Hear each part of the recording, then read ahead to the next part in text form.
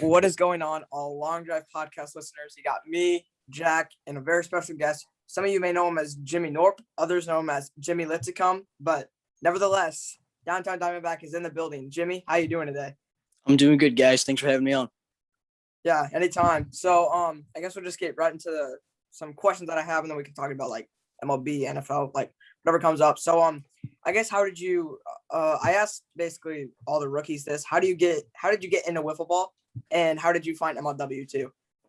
All right, so it was like 2017. A bunch of my buddies actually found MLW before I did. They started showing it to me. I started watching like the playoffs that year. I got super into it. Then I heard they were having a tournament. I think 2018 was the first wiffle in the mitten. So I got some guys like, dude, we got to go play. We actually played pretty well. It was a team of actually myself, Jonah Heath, Nick Saylor, and one other guy. We're all on that team, and we actually beat one of the MLW teams. Then I hadn't picked up wiffle ball my entire life before that. So I was pretty new to it, but we had a lot of fun, and then went to the Winter League, and from there got drafted. And that's pretty much the whole story. It's kind of incredible how you find it. You only found it like a few years ago, and you're already at an MLW level. Oh yeah, especially with your pitching. Oh, I swear, I've been doing it for so long, and I cannot get it going. Pitching, that's pretty cool. Pitching, in my opinion, you have one of the best arsenals in the entire. Yeah. I mean, okay, Ryan Crotch may outbeat you by a tag. Yeah, but besides, who was it? Was it Ryan? It was somebody. Somebody dissed him for his pitching that we had on. Was it Ryan? It was probably Ryan. Cratch dissing me for my pitching. Somebody did. I can't remember who. Wasn't it Tommy? Or was it Tommy? No. Ryan said the rookies were harder to hit off of because they've never seen him before. Tommy might have been it because I can't even remember. I don't know.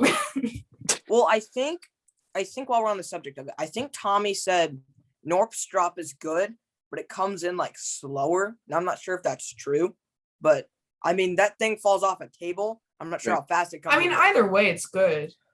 Exactly. Yeah, I mean, it's not a very fast pitch in the league. I definitely don't throw as hard as other guys. No. I've actually started throwing a couple bullpens recently. It's starting getting nice out in Michigan. Oh, yeah. Working on some new. I'm really excited. Working on some new stuff, hiding pitches better. Maybe I'll try to throw the drop a little harder. We'll see how it goes. But I'm definitely excited to face Crash this year. Oh yeah. So next question. How was that whole Winter League experience? You guys obviously won. Dog pile on Saylor because he can actually throw the ball hard.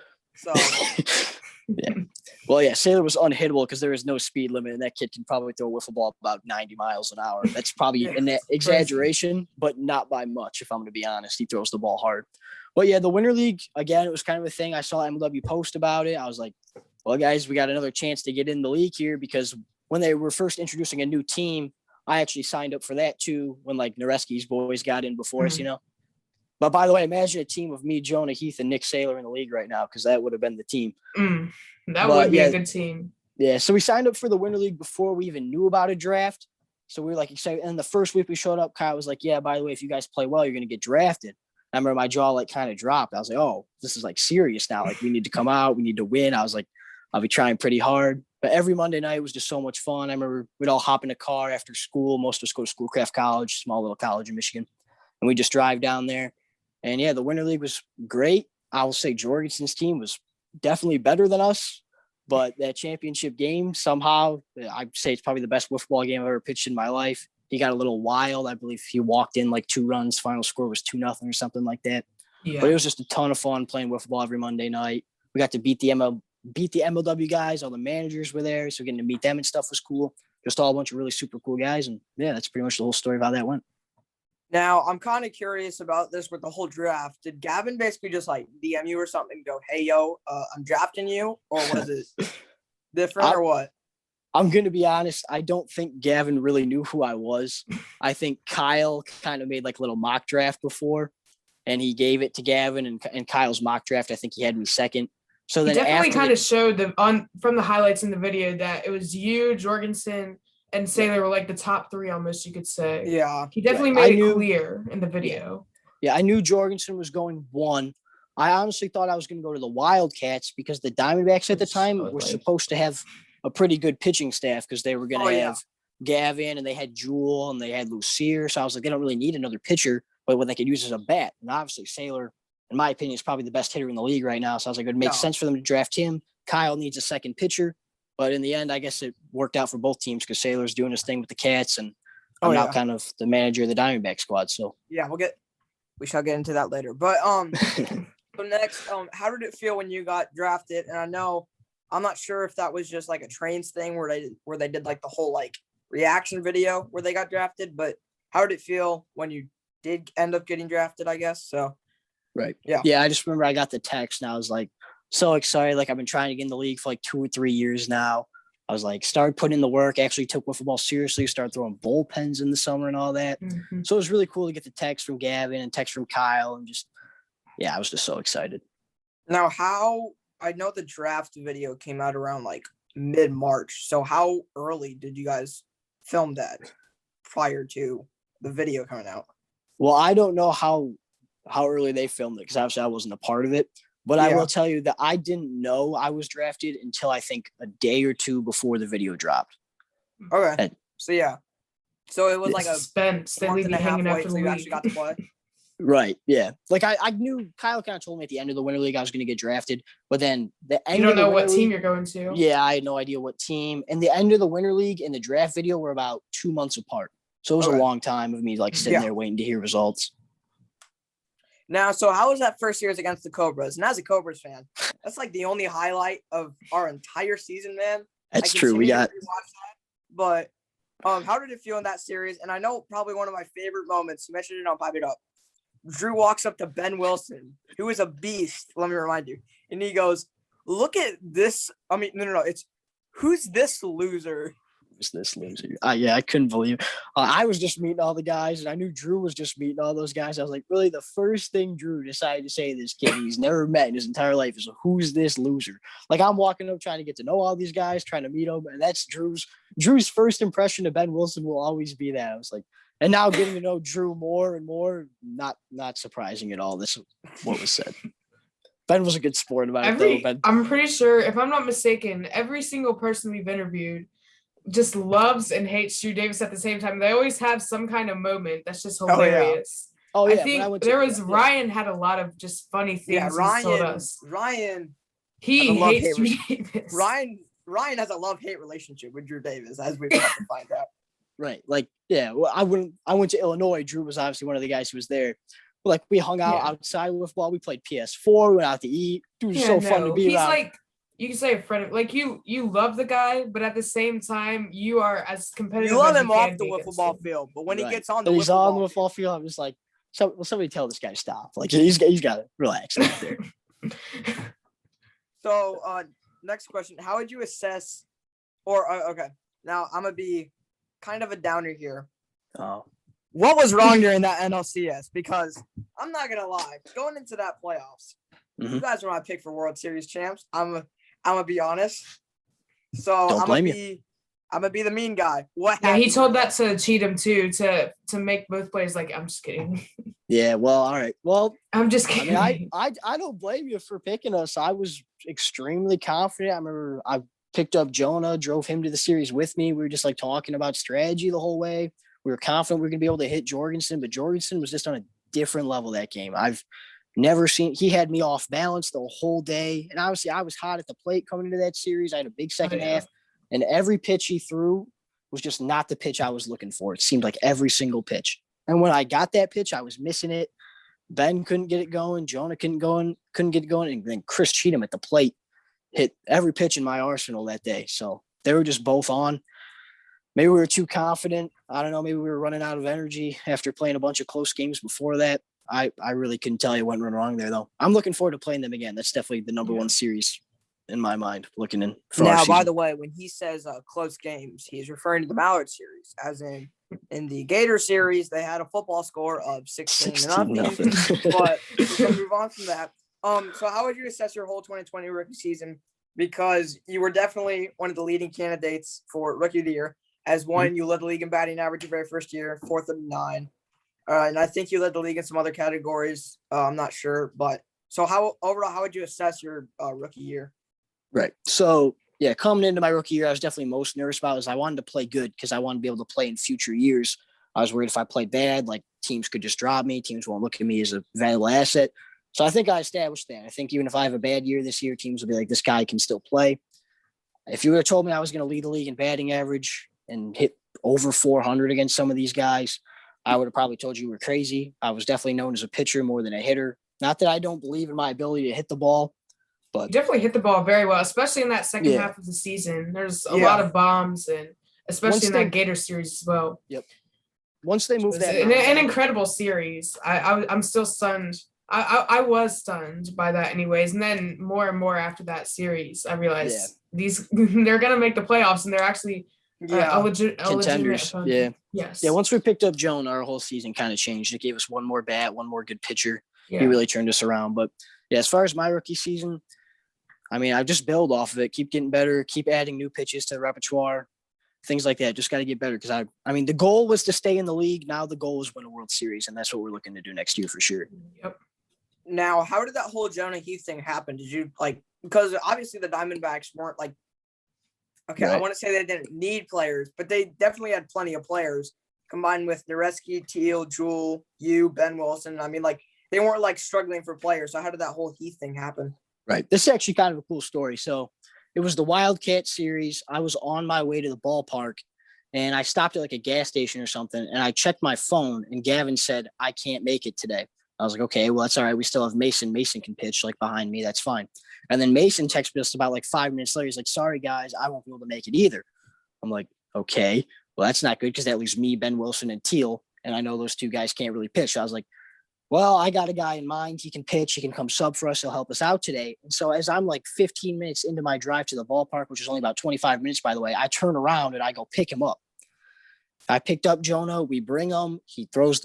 And actually, Jewell ended up showing up anyways. Jewell, he said he wasn't going to come, and then he was there. So I was like, all right, well, I was like, can we pitch him anyways? Just give him a shot. Jewell's like, sure, we'll go ahead. And he threw the ball well. He got us a win that game, our only win in the Cat series.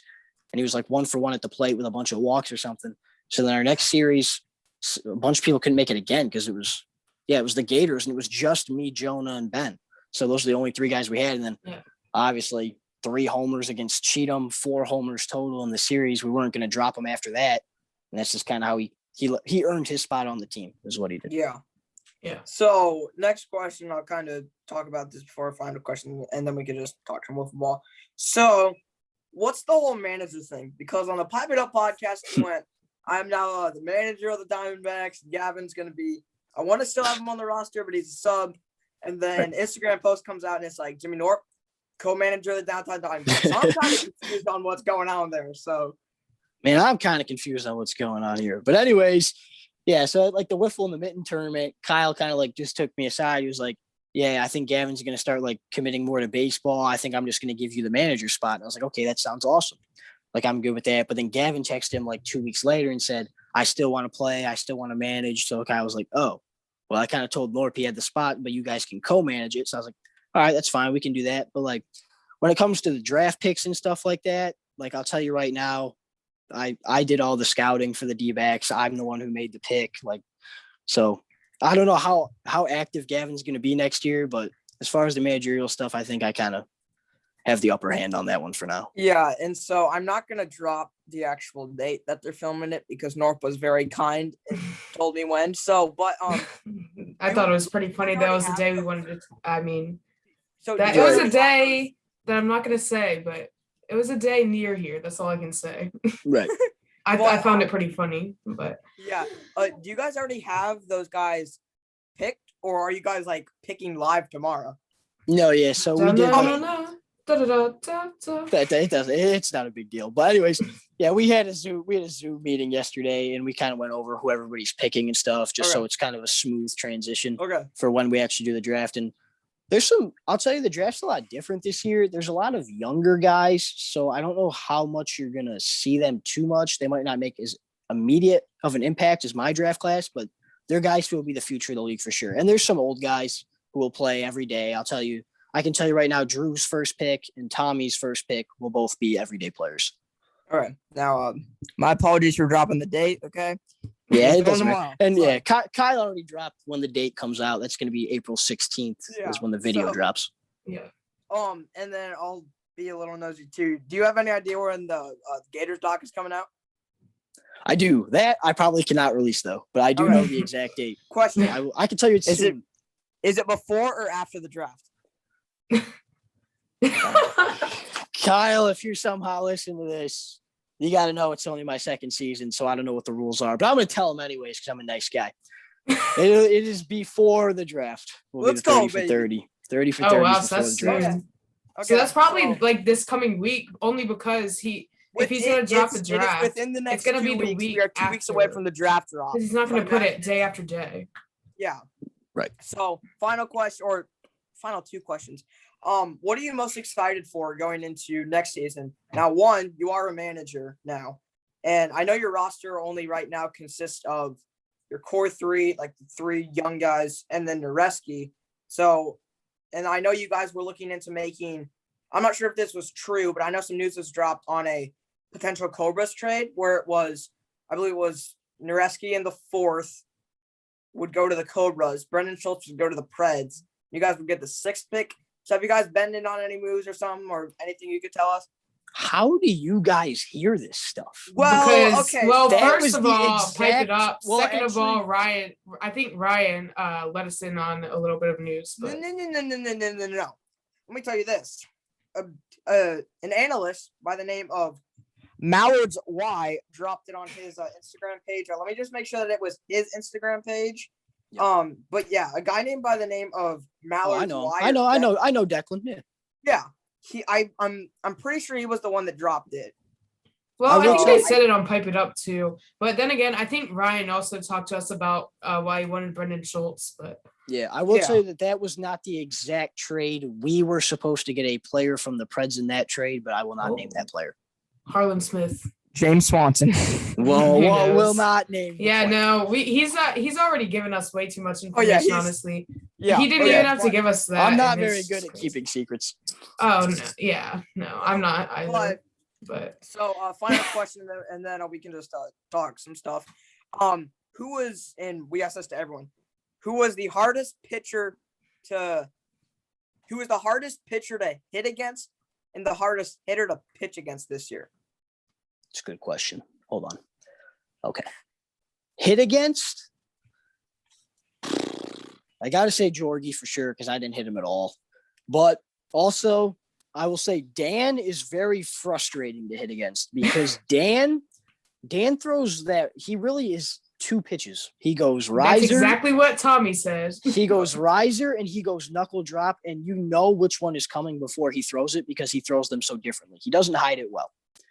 But the riser, every time he throws it, I think I should kill it because I know it's coming, and but it moves so late. Like when you start your swing is when it starts to rise. So you have to, it's very frustrating. You feel like you should kill every time and you swing right under it. So I'll probably go Dan and then Jorgensen. Those are the 2. Interesting. And then who would you say is the hardest as a pitcher as a pitcher to pitch against? All right, well, I'm going to give you the 2 Wildcats on this one. That'll be Okay. Saylor for sure, because Saylor has hit off of me since we've picked up wiffle balls. He's kind of like I'm kind of like Dan to him. He knows what I'm going to throw before I throw it. And I know, like, when he hit that walk-off against me this year, I remember talking. I was like, you knew that drop was coming. He goes, absolutely 100%. And then Kyle, actually, cool thing about Kyle this year is every hitter I faced this year, I struck out at least once besides Kyle. Kyle just does not swing and miss. Kyle puts the ball in play. He's fast, hits the ball on the ground. When he puts it in the air, it's usually leaving. I don't know how he does it year in and year out. Like the new talent came in, I was like, might slow him down a little bit. No, dude, he's just the GOAT. I mean, yeah. As and, I always say, we'll he's the this. GOAT. He's the MJ. Jack, this might tick you off. I posted something on my Instagram, and it's Kyle Schultz, an overrated pitcher. Kyle Schultz on the MLW account commented down below and said, "Getting W's is all I'm worried about." He's not. I Yeah, kind he's of not. felt embarrassed after he did that, but I would say he's not an overrated pitcher at all either. If I'm gonna be honest. He's okay. always telling me about how I thought he he's should have won the overrated. Cy Young. If you couldn't tell already, I'm a hot Wildcats take, fan. hot And as a take. Cobras fan, it's his job to tell me that Kyle Schultz is overrated. And as a Wildcats fan, it's my job to tell him that Drew Davis is just Right. I don't know. The And that's Cobras are not- overrated as a team. That's not like a dig on Cratch either. Like Cratch's year was incredible for sure. I'm definitely not going to take away from him. Oh. But Kyle's ERA was like 0.5 or something like that. To yeah, me, that's but ridiculous. Also, and he- also But listen, then again, that was the it only wasn't as good as talent Clayton Price at the beginning of the season. he had the Beginning exact of the same season. number of Ks as Drew Davis. Yeah, but I think he made the World Series though. I think your job as a pitcher is to not let up runs and win games. And he went And like actually throw 8-1. strikes. Don't just Yeah, walk people. That's what coaches tell baseball players all the time. Just throw strikes and exactly. don't give up dingers, and you're He's good. a frustrating. Also, I'll say this: I voted you for Cy Young. Well, but that one, I would not have. But I appreciate the vote for sure. Maybe next year. Maybe next year. That was in, and that was. I'm also like a lot more like stat wise than I was like December. Right. So I was just kind of basing it off like what I saw in the videos, like who had the best arsenal, and I kind of saw like you like as like having the best arsenal. Now being like stat nerd and stuff. Respectable season, not the best. Oh yeah. Oh, well, all right. No, I'm just playing, but yeah. I'll get ERA. Oh yeah, I'll get better. Ks, 5-4 record and like 25 innings pitched, I think. So yeah.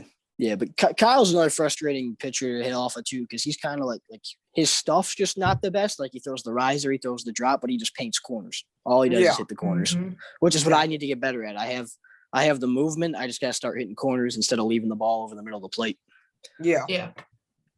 So that's all for my questions, but I'd like to keep talking a little bit longer. So Jack, you haven't talked much. I never talk much. So MLB just started up.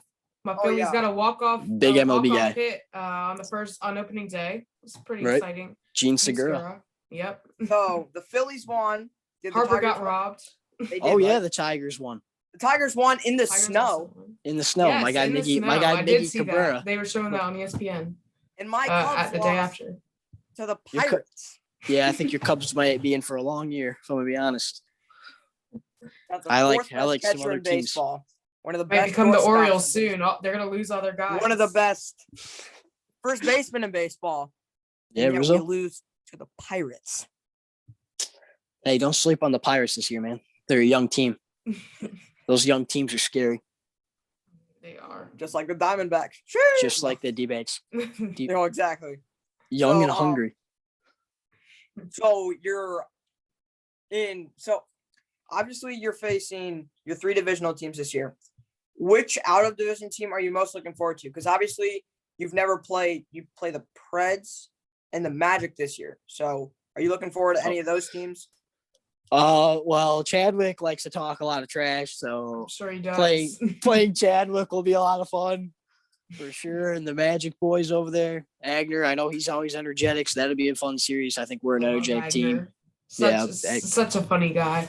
Great guy. I feel like he could go right with the Swamp Man and the Lawn Man, whatever his name is on the all-meme keeper. Team.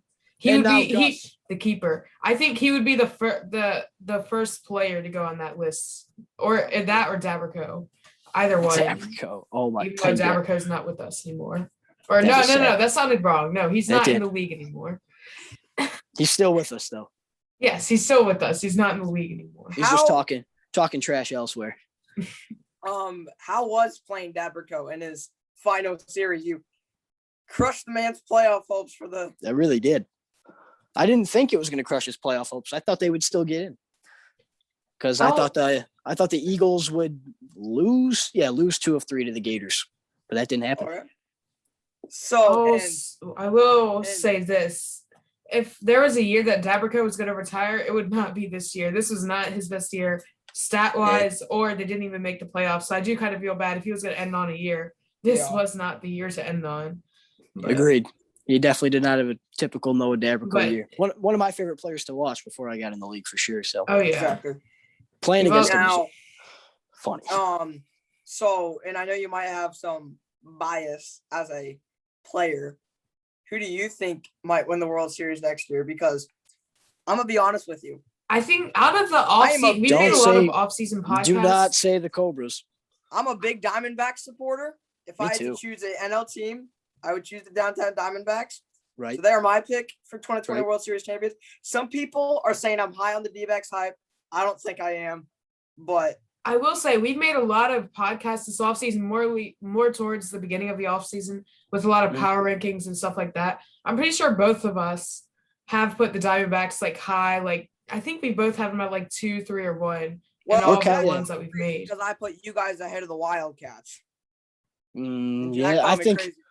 I think I think I did put the Wildcats in the World above Series. you guys, but I think I put you guys number 2 if I'm not mistaken. I'd have to watch it back. We've made a lot of them now. In fact, I 100% agree with Norp right there. I think it's a Wildcats Diamondbacks World Series. Me too. Could most definitely That would be. I will also tell you that I think the Cobras missed the postseason for the second straight year, but No, Reds. Preds. No Reds do. way. Russell is not going to bounce back. Wardham may bounce back. He's not going to have a 250 plus average. He might. Yeah, he had like a 180 this year, I think. But hey, can I say this though?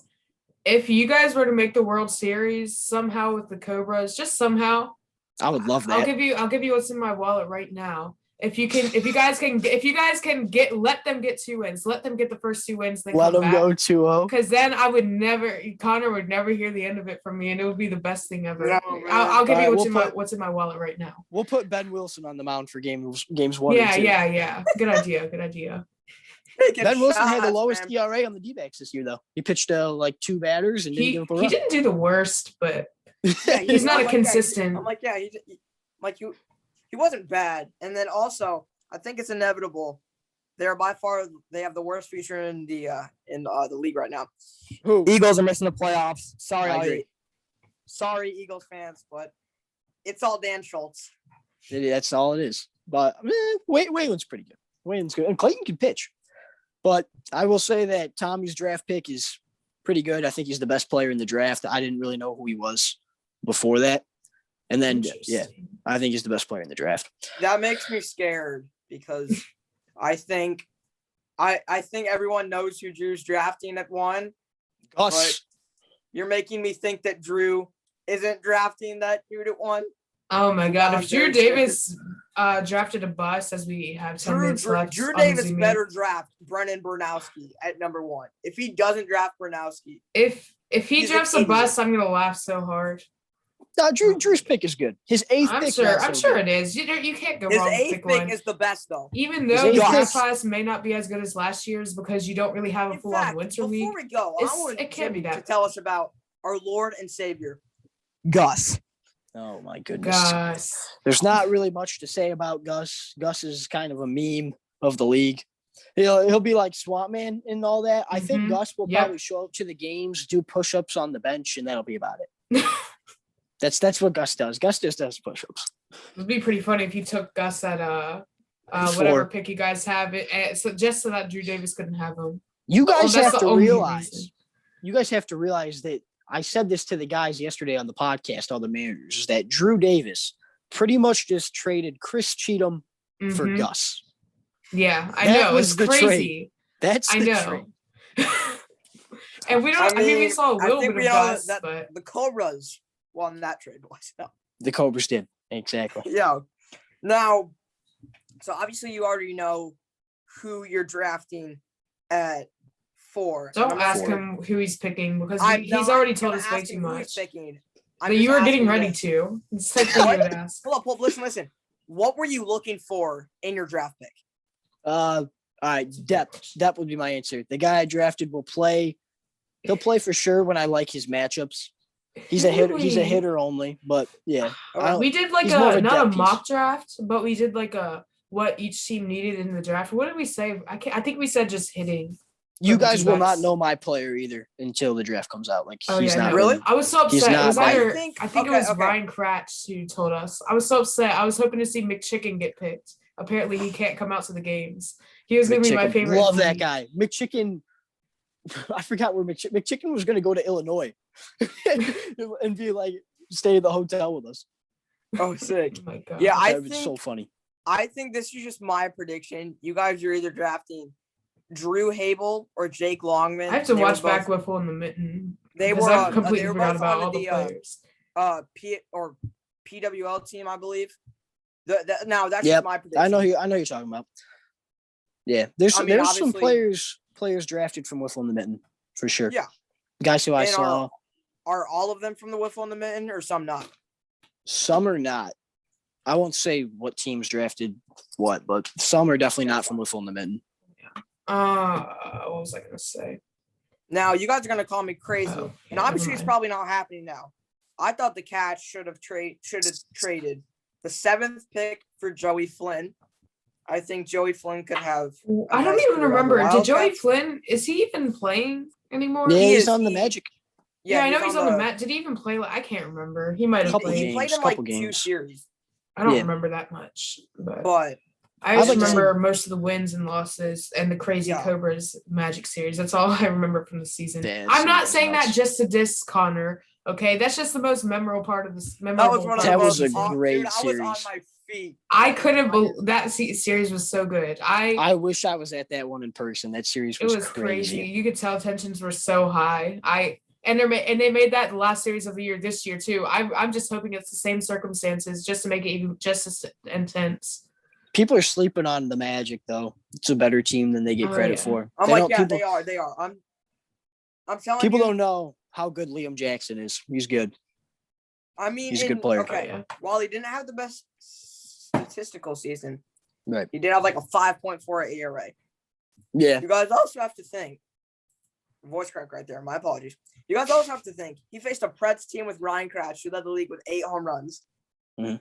And then he faced a Cobras team, which had nothing. But I wouldn't say It's Ryan I Crouch. still don't understand how they missed the playoffs. I thought they had one of the best going offenses. into that year, I thought it was going to be Cobras and Their offense was so good. Yeah, I thought they were going to make the World Series easily. Honestly, I think all can't even that remember we who are I had missing in the beginning. as a Cobras fan, all that we are missing is an ace pitcher who can Right. keep his cool. Agreed. When And Drew shows loses up his cool, on game's over. time, so he doesn't have to show up running to the field and start pitching right away with no warm ups. And if Drew that was ace the last pitcher- guy at my series. He was the last And one if- there. And if Drew Davis is not that ace pitcher, that is okay. In fact, Drew has even said, I would rather play in the field more than I would pitch. And Drew would be one of the best number 2s in the league for sure. Oh, Like if definitely. you make Drew a number 2 pitcher, he's good. If you can have someone as good as an ace too, again, he is one of the best fielders as Okay, well. I'd say if you make Drew the number 2 pitcher, he's the 3rd best number 2 in the league. That's the problem. The Cobras, they need a number 2 pitcher. Who you got I ahead of him? I don't think Sean Flynn is good He's enough to at be a number 2 2. and Cheatham at 1. And then all they need to I do is agree. just gel as a team. If they can gel, because I feel like they didn't really gel that well last year. Yeah. Or they did at the beginning, but then it just fell apart as it always does. As my favorite phrase ever was said at the end of the season again, the wheels have fallen off the Cobras. It's funny watching Drew and Andy play together because I know they're like best friends. So it's so Yet they always hate each other at the They same always time. get on each other. It's so funny. I'd also like to say this. Jonah Heath, along with Jimmy Knorp's drop, has one of the most filthy pitches in the league. I don't know With where that- he started throwing that. I've never seen him throw it before I'm like, yeah, he with got that, into like, MLW. super curve thing. Right. It's insane. He threw it for Oh, the yeah. first time, and I think he struck out. I think it was Sailor, honestly, the first time he threw it. And I was like, where did you learn that? Like, you've never thrown that before in your life, and I'm just going to bring it to MLW, and then you're going to decide you want to learn how to pitch now. But I mean, that's, but yeah, that's what happened. I think we need an updated pitching video showing I how agree. to throw Oh, your yeah. drop, Cheatham's super curve, Jonah's like super Cheatham- curve thing, but it moves Yep. differently. Cheatham's grip is so weird. He showed us his grip. Cheatham's grip, It's in fact, weird. though, I don't even We'll show remember it. we'll show it to the listeners now because he did not tell us. Oh yeah, that was On the off one that we camera as filmed. well. I forgot about He that. said he holds it like a riser, and he doesn't move his wrist, but he snaps his wrist. Okay. It's weird. That's kind of how I throw my drop, honestly. I don't snap my arm, but I snap my wrist. So that Yeah. makes sense. Yeah, I mean, your drop thing falls off the Oh, table. yeah. And I know some Yep. people will say Tommy's drop is the best in the league. No. Yeah. I'll tell you what, Tommy Tommy's has is good. been so dominant, but I feel like again he also had an off year last year. I feel Yeah. like he's been slept on as a pitcher lately as well. I'm But like, then I again, He'll bounce back for sure. I'll guarantee you, Tommy's probably one of the guys in the offseason who throws I like think- a lot of bullpens. He definitely wants to win. Tommy next year is going to be the Mavericks number 2. I think it is inevitable that Bonham becomes their number 1.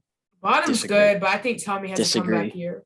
Disagree for sure. Tommy's Well, still. and then also, Bonham good. also pitched just 2 less innings Yeah. than Tommy did. So We hit bottom very well though, but bottom he's Yes. good for sure. Oh yeah, he played pretty well, exactly. but And Yeah. so you said that you thought you were going to get drafted by the Wildcats. Did you think you were falling any lower than 3? No, I knew I probably wasn't going much lower than 3. Also, the draft order, like in general, just I was really because Cheatham, I thought for sure would have went higher, if I'm gonna be honest. Like he went 6 to me. That was such a sleeper. I thought he was the best player on the Trenton trains. The best steal in the draft for sure. He wasn't the best pitcher, so if the Gators were looking for pitching, I would have went Jorgensen too for sure. But like best overall player, I thought was Cheatham, hands down. Mm-hmm. He hit a homer off of me. He pitched well against us. He just did it all. And I'll say this: me and Jack on a earlier episode, we did a redraft. Oh yeah, we were to redraft the rookies. That's right. I forgot about that. Yeah, I mean, I don't want to sound. I'm trying to stay humble about it, but I think I had a very good year last year for sure. I think if you vote before the playoffs, which I think you should, because if you look at it, Cheatham got to play 7 extra games than I did, which I mean. I'm definitely not going to do what he did in those 7 games. Like, that was incredible. If the Gators don't make the World Series, Cheatham's not winning up. Right, exactly. If we say we win the NLDS, then yeah, Cheatham doesn't win it. But he very well could be the best player out of the 8 of us in our draft class. I think it's very controversial though between you, Cheatham, and Jorgensen on who out of those rookies. It's gonna be weird because in a month you guys aren't really gonna be considered rookies. Yeah, that is weird. It's gonna be weird to not call them rookies, but and Chadwick too. Don't sleep on Chadwick. As I was DMing Knorp, I was like, we've now had half of the rookie class on. Yeah, we're very active. We love doing podcasts. Like, exactly. Dude, I've been sitting here for like 5 months just wanting to go hit wiffle balls again. You have no idea how badly I want to go play. All right. We haven't had a full episode with Jorgie, but Jorgie came on when we had Chadwick on because they're roommates. And then we need Sailor and Bonham. And those are the only 2 that we can ask questions about because we've got like 5 seconds here before the Zoom shuts down. Sorry to interrupt, but we really appreciate you coming on. Well, we had a little. Sorry for that technical difficulty. I told Connor that we had to wrap it up and he didn't listen, so our Zoom expired. Yeah, we are free Zoomers, so we only have 40 minutes with more than 2 people. Yeah, but so thank you guys for listening. Jimmy, thank you for coming on. We appreciate it. Of course, guys, thank you for having me. It was a lot of fun. Jack, you want to say it? Eagles, guess what? You lost the 2014 World Series, and that's gonna wrap it up. Thank you for coming on, Knorp, and we'll see you next time. Peace out.